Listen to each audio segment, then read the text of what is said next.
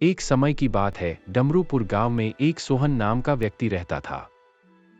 सोहन बड़ा ही मस्खरा और शरारती व्यक्ति था। वह कुछ काम नहीं करता था, वह बस इधर उधर आते जाते लोगों को अपने अजीब से कपड़े पहनकर परेशान करता था। ऐसे तो गांव वाले उससे बहुत परेशान थे, लेकिन उसको यह बात कोई नहीं बताता था क्योंकि वह अपने जीवन में अकेला था। गांव वाले उससे बहुत परेशान थे, तो गांव वालों ने सोचा कि हमें उसके लिए कुछ करना पड़ेगा।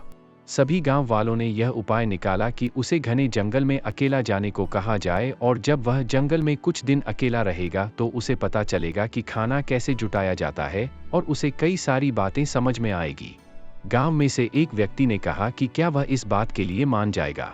नहीं, वह मानेगा तो नहीं, लेकिन हम उससे कहेंगे कि कुछ लोग जंगल में खो गए हैं और यह तुम्हारी जिम्मेदारी है कि तुम उन्हें ढूंढ कर लाओ। देखते हैं वह इस बात से मानता है या नहीं।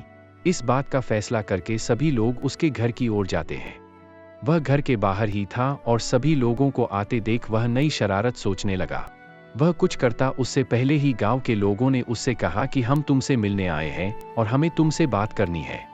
गांव वालों ने उसे सारी बात समझाई और उससे पूछा कि अब तुम जाओ और उन्हें ढूंढ कर लाओ, लेकिन वह नहीं माना और उसने साफ इनकार कर दिया। उन्होंने पूछा, तो क्या तुम यह काम नहीं करोगे? तो सोहन ने कहा, मैं तुम्हारा काम क्यों करूं? तुम गांव वाले मुझे बुरा भला कहते रहते हो और अब चाहते हो मैं तुम्हारे लिए घने जंगल में जाऊं। तो गांव वालों ने कहा कि अगर तुम यह काम कर दोगे तो कोई तुम्हें बुरा भला नहीं कहेगा और सब तुम्हारी बात मानेंगे, तुम जो कहोगे वह सब करेंगे। सोहन ने मन ही मन सोचा कि बात तो यह लोग ठीक कह रहे हैं और मैं जंगल में जाकर कुछ नहीं करूंगा और इन्हें भी कौन सा यह बात पता लगेगी। यह सभी सोचकर सोहन उनसे जाने के लिए हाँ कह देता है और वह जंगल की ओर जाता है। जंगल में वह कुछ दूर चलता है और फिर आगे जाकर एक पेड़ के नीचे बैठ जाता है और थोड़ी देर बाद उस पेड़ की छांव में सो जाता है। कुछ देर बाद वह उठ जाता है और वह सोचता है कि अब उसे क्या करना है। वह जंगल में थोड़ी और आगे जाता है और उसे एक साधु बाबा तपस्या करता हुआ दिखाई देता है। वह सोचता है, काफी समय हो गया किसी को परेशान करें, क्यों ना मैं इन्हें ही परेशान करूं। वह पास में पड़े एक जानवर की हड्डियां उस साधु के सामने रख देता है और उस हड्डियों पर लगा खून उस साधु के ऊपर पटक देता है। जैसे ही वह साधु यह सब देखता है वह बहुत क्रोधित हो जाता है। वह साधु अपने पास में देखता है तो सोहन उसके बगल में खड़ा हंसता रहता है। यह बात देखकर साधु को और भी गुस्सा आ जाता है। तभी वह साधु कहता है कि तुमने तपस्वी की तपस्या भंग की है, इसकी सजा मिलेगी तुम्हें। मैं तुम्हें श्राप देता हूँ। जिस भी जानवर की यह हड्डियां हैं वह जानवर अब तुम में समा जाएगा और तुमने जो यह खून मेरे ऊपर फेंका है तुम्हें हमेशा इसी की भूख होगी। जब तक तुम्हें अपनी गलती का प्रायश्चित नहीं हो जाता तुम हर रात ऐसे ही रहोगे, ऐसे ही जियोगे। यह बात सुनकर सोहन कहता है, हाँ हाँ ठीक है, मुझे कोई फर्क नहीं पड़ता इन बातों से, मुझे तो बहुत मजा आया। सोहन की यह बात सुनकर वह साधु कहता है कि देखते हैं आगे चलकर तुम्हें कितना मजा आता है। यह बात कहकर वह अचानक से कहीं गायब हो जाता है। सोहन को इस बात से कोई फर्क नहीं पड़ता और वह जंगल से बाहर गांव की ओर निकल जाता है। वह देर रात गांव में पहुंचता है और उसे आसपास कोई नहीं दिखता, तो वह अपने घर जाकर सो जाता है। रात को सोते समय उसे घर में कुछ घुटन महसूस होती है, तो वह बाहर आकर इधर उधर घूमने लगता है। सुबह वह अपने घर के बाहर ही आंगन में सोता हुआ उठ जाता है और सोचता है क्यों ना गांव का एक चक्कर लगा लिया जाए। वह गांव में जाता है तो देखता है एक जगह बहुत भीड़ हुई रहती है।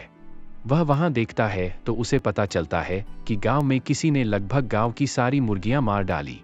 सभी गांव वाले बहुत चिंतित हो जाते हैं और वह सोचते हैं कि गांव में दूर दूर तक कोई जंगली जानवर नहीं है, तो यह सब किसने किया होगा। अगले दिन सोहन के साथ फिर वैसा ही होता है और वह अपने घर के बाहर ही सो जाता है। अगले दिन गांव में फिर वैसा ही होता है, लेकिन इस बार गांव की गाय मरी हुई मिलती है। अब हर दिन ऐसा ही होता है। गांव वालों को गांव में अलग अलग जानवर मरे हुए मिलते हैं। गांव वालों को इस बारे में बहुत चिंता होने लगती है। गांव वाले इस घटना को देखकर गांव में सभी लोगों को कह देते हैं कि सभी लोग अपने अपने जानवरों को रात में बाहर ना रखें और उनकी सुरक्षा का इंतजाम रखें। अगले दिन रात में गांव में एक आदमी अपने घर की ओर जा रहा था, तभी उस पर किसी जानवर ने हमला कर दिया और उसे मार डाला और उसे खाने लगा। अगले दिन गांव वालों ने यह सब देखा तो वह हैरान रह गए। सोहन भी यह सब देख रहा था और वह सबसे अलग यह सोच रहा था कि आजकल मुझे भी अपने घर में घुटन सी होती है और रोज बाहर सोना पड़ता है, कहीं इस चीज का मुझसे तो कुछ लेना देना नहीं। उस दिन रात में सोहन सोचता है कि आज रात में नहीं सोता हूँ और देखते हैं अगले दिन गांव में कुछ होता है या नहीं। सोहन कहता है चलो गांव का एक चक्कर काट लेता हूं, अगर यही बैठा रहा तो नींद आ जाएगी, लेकिन वह सोचता है कि अगर मेरे साथ कुछ हो गया तो वह डरता हुआ फिर भी गांव का एक चक्कर लगाने के लिए निकल जाता है। चलते चलते वह थक जाता है और गांव के एक पेड़ के नीचे सो जाता है। अगले दिन गांव में फिर वैसा ही होता है, एक और आदमी मृत मिलता है। क्योंकि उस वक्त सोहन वहीं पर सो रहा होता है तो गांव वालों को शक होता है कि कहीं यह इसकी वजह से तो नहीं हो रहा। उन्होंने सोहन को जगाया और उससे पूछने लगे कि यहाँ पर क्या हुआ। सोहन जैसे ही उठा और उसने आजू बाजू खड़े लोगों को देखा और एक लाश को देखा तो वह काफी डर गया। फिर गांव वालों को सोहन ने बताया कि कैसे वह यहाँ पहुंचा और उसे इस बारे में कुछ नहीं पता। क्योंकि सोहन उस वक्त वही था तो सभी को सोहन पर शक हुआ और सभी गांव वालों ने एक फैसला किया कि सोहन को एक रात हम लोग एक अलग कमरे में रखते हैं और उस पर निगरानी रखेंगे, फिर देखते हैं अगले दिन कुछ होता है या नहीं।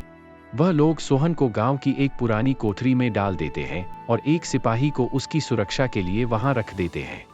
रात हो जाती है और सोहन को उस कोठरी में घुटन होने लगती है तो वह सिपाही से कहता है भाई मुझे थोड़ी देर बाहर निकाल दो तो मैं थोड़ा घूम लूं। सिपाही सोचता है कि आखिर यह मेरा क्या ही कर लेगा इसे, मैं थोड़ी देर बाहर निकाल देता हूं और वह सोहन से कहता है चिल्लाओ मत, तुम्हें निकालता हूं बाहर। वह सोहन को बाहर निकाल देता है और सोहन जैसे ही बाहर आता है वह जमीन पर लेट जाता है। कुछ देर बाद वह सिपाही एक अद्भुत नजारा देखता है और काफी डर जाता है। अरे रामू फोन में क्या देख रहा है? कुछ ही नहीं भाई धनीराम, बस YouTube पर हिंदी कहानियां देख रहा हूं, लेकिन वह कहानियां मुझे कुछ खास पसंद नहीं आ रही क्योंकि उनमें कुछ खास नहीं है। चिंता मत कर, मैं तुझे एक नया चैनल बताता हूं जिसका नाम है ग्रैंपा स्टोरी मिथिकल एडवेंचर्स। यह एक बहुत ही नया और अलग चैनल है। इस पर तुझे हमेशा हटके अलग कहानियां देखने को मिलेगी जो YouTube की और कहानियों से काफी अलग और रोमांचक है। इस चैनल पर तुझे एलियन वर्सेस गांव वाले, जादुई जंगल, जादुई खाने की दुनिया, ऐसी कई प्रकार की कहानियां मिलेगी जो कि बहुत अलग और हटके है बाकी सब चैनल से। और इन कहानियों को पूरी देखना, बीच में नहीं छोड़ना, क्योंकि इन कहानियों में काफी सस्पेंस और एडवेंचर होता है, तो इन कहानियों को पूरी देखना। तो दोस्तों, मेरे दोस्त रामू ने तो इस चैनल को सब्सक्राइब कर लिया, क्या आपने भी इसे सब्सक्राइब किया? इस चैनल को सब्सक्राइब करें और रोमांचक कहानियां देखें और इस चैनल पर जल्दी से जल्दी 5000 सब्सक्राइबर करवाएं। धन्यवाद। वह देखता है कि कैसे सोहन एक जानवर में बदल गया है। जैसे ही वह जानवर उठता है और उस सिपाही पर हमला कर देता है, वह सिपाही अपनी जान बचाकर गांव की ओर भागता है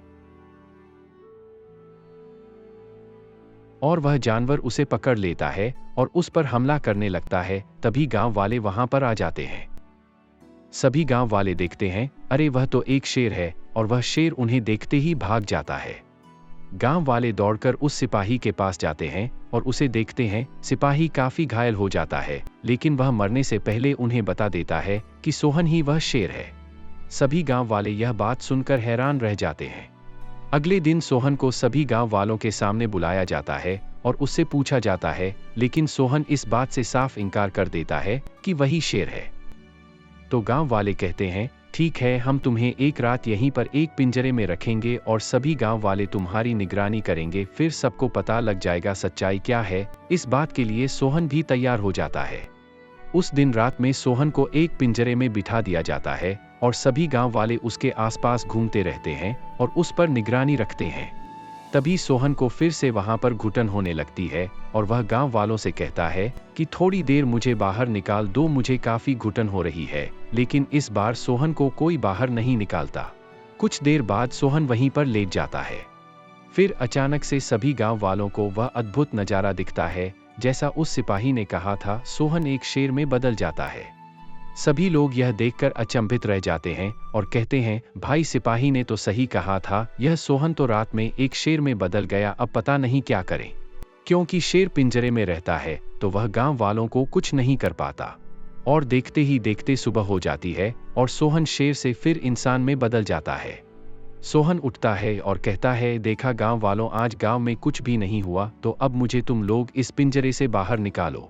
गांव का एक व्यक्ति सोहन को सारी बात बताता है कि किस तरह वह रात में एक शेर बन गया था। सोहन यह बात सुनकर अचंभित रह जाता है और उनसे पूछता है कि मैंने कुछ किया तो नहीं। उसे बताया जाता है कि नहीं, तुमने कुछ नहीं किया, तुम सारी रात इसी पिंजरे में थे, लेकिन तुम्हें काफी घुटन हो रही थी तो तुम कह रहे थे कि मुझे पिंजरे से बाहर निकालो। सोहन कहता है, हाँ, जब से मैं जंगल से वापस लौटा हूँ मुझे हर रात ऐसा ही महसूस होता है। फिर वह सोहन से पूछते हैं कि बताओ तुम्हारे साथ जंगल में क्या हुआ, तो सोहन उन्हें सारी बातें बताता है कि किस तरह उसे एक साधु बाबा ने एक श्राप दिया। सभी गांव वाले बात को समझ गए हो ना हो, यह उसी ही श्राप की वजह से हो रहा है, क्योंकि सोहन अपने जीवन में अकेला था, तो सभी गांव वालों ने यह तय किया कि अब हमें ही सोहन को बचाना होगा। क्योंकि सुबह का वक्त होता है तो गांव वाले सोहन को लेकर उस जंगल की ओर निकल जाते हैं जहां पर उसने उस बाबा को देखा था। चलते चलते वह लोग वहां पहुंच जाते हैं जहां पहली बार सोहन को वह बाबा मिला था। वह लोग इधर उधर देखते हैं पर वह बाबा उन्हें कहीं नहीं मिलता और थोड़ी देर में रात हो जाती है। सबको डर लगने लगता है कि कहीं सोहन शेर में ना बदल जाए। वह सब पहरा देते देते सो जाते हैं, लेकिन सोहन को नींद नहीं आती तो वह जंगल में थोड़ा और आगे निकल जाता है और चलते चलते सोहन फिर से उस शेर में बदल जाता है। वह जंगल में और अंदर जाता है तो वह देखता है कि एक साधु बाबा वहां पर तपस्या कर रहे होते हैं। वह शेर उस पर हमला कर देता है, लेकिन वह शेर उस साधु बाबा को छू भी नहीं पाता। इतने में शेर की आवाज सुनकर गांव के लोग वहां पर आ जाते हैं। गांव के लोगों को देखकर वह शेर उन पर हमला करने लगता है। तभी अचानक से वह बाबा उठता है और उस पर एक मंत्र मारता है और वह शेर किसी बिल्ली की तरह जमीन पर बैठ जाता है। फिर गांव वाले सभी बात उस बाबा को बताते हैं कि कैसे वह एक शेर नहीं, वह सोहन नाम का एक लड़का है। वह बाबा कहता है, अच्छा, तो यह वही लड़का है जिसे मैंने श्राप दिया था। इसने जो हड्डियां और खून मेरे ऊपर फेंका था वह एक शेर का था। गांव के लोग उस बाबा से कहते हैं, बाबा, लड़का नादान है लेकिन इसमें अपनी गलतियों का पश्चाताप कर लिया है, अब आप इसे श्राप से मुक्त कर दीजिए। बाबा कहते हैं, ठीक है, अब मुझे भी यही लगता है कि इसने अपनी गलतियों का पश्चाताप कर लिया होगा, तो मैं इसे श्राप से मुक्त करता हूँ। और वह बैठकर फिर से कुछ मंत्र पढ़ते हैं और सोहन फिर से इंसान बन जाता है। सोहन जैसे ही इंसान बनता है वह फूट फूट कर रोने लग जाता है और उस बाबा से माफी मांगने लगता है और कहता है, मैं आइंदा से कोई शरारत नहीं करूंगा और हमेशा सही रास्ते पर चलूंगा। यह सब सुनकर वह बाबा एक बार फिर से कहीं गायब हो जाता है और वह सभी लोग खुशी खुशी अपने गांव की ओर चले जाते। दोस्तों, आपको यह कहानी कैसी लगी कमेंट बॉक्स में बताएं और इस चैनल को सब्सक्राइब करें और इस चैनल पर जल्दी से जल्दी 5000 सब्सक्राइबर करवाएं। यह कहानियां हम बहुत मेहनत से बनाते हैं, तो प्लीज़ इन्हें अप्रिशिएट करें। धन्यवाद।